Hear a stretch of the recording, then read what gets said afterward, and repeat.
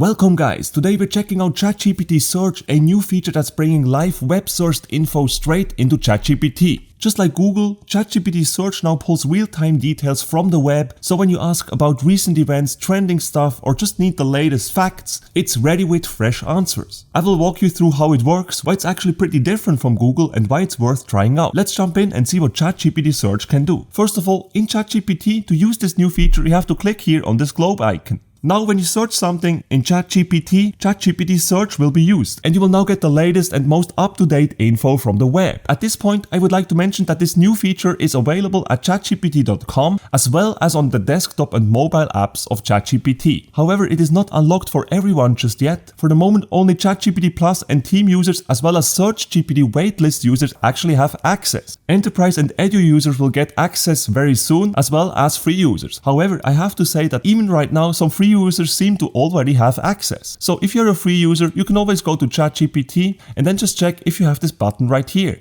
And if you're one of the lucky ones, you might already have access right away. Now let us perform a couple of searches, shall we? So for example, let's search for something like Bitcoin chart. And as you can see, this actually pulls in some images right here. And below that we have a sentence that makes it very clear that this is up-to-date info, as it says November 1st, which is actually today. On top of that, on the right side, you can now see the citations that have been used here in our ChatGPT text that has been created for our query. And below that, you can now also see search results. These search results resemble the results that you would see on Google, right? One difference that immediately becomes apparent when comparing this to Google actually is that there are no ads at all, which is super refreshing. So for the moment within ChatGPT, also for web-based results, you don't have to deal with any ads. Let us make some more searches. For example, let's try the how-to query, how to make stars in Canva. Let's hit enter.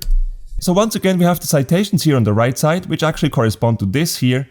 And this here, of course. And then below that, again, we have the search results. Now what is very interesting is that it will also pull YouTube videos as search results. We can see that when we scroll down a little bit here, you can see that the last two results right here are actually YouTube videos. On top of that, if you add YouTube video to your query on ChatGPT, so let's take the same query again, how to make stars on Canva, and then add YouTube videos, and then when you hit enter, you will actually see that pretty much all the search results that it finds are actually YouTube videos, and just the last two ones here are actually regular results. Also, when we scroll down here within our answer in ChatGPT Search,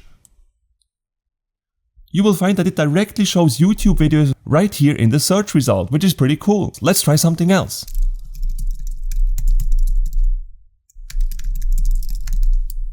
So for the query, what are the best restaurants in Paris, it actually created this result right here with an interactive map that lists the 10 best restaurants in Paris. That's actually pretty cool. And you can then browse through the different restaurants just like this.